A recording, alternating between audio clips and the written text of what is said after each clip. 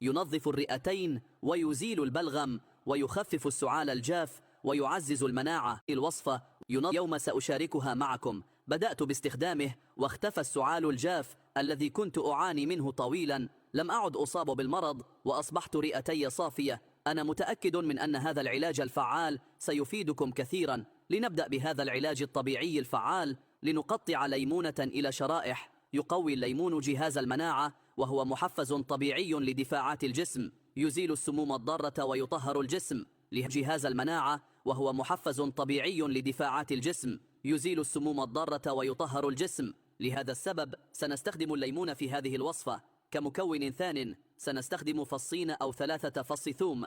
قطع فصوص الثوم إلى قطع صغيرة. يحسن الثوم الدورة الدموية ويعمل أيضا كمضاد طبيعي للالتهابات.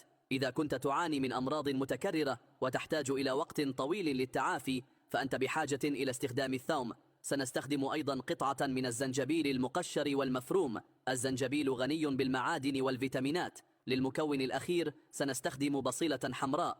قطعها إلى شرائح. البصل الأحمر أفضل من البصل الأبيض لغناه بالعناصر الغذائية ويحسن وظائف الجهاز التنفسي. عندما تكون جاهزا ضع جميع المكونات في قدر ثم أضف 500 ملليلتر من الماء المصفى. اتركه يغلي على نار هادئة لمدة 10 دقائق. هذا المشروب القوي يعزز مناعتنا وهو ممتاز لالتهابات الجهاز التنفسي. تناول هذا المشروب سيجعل رئتيك أكثر صحة.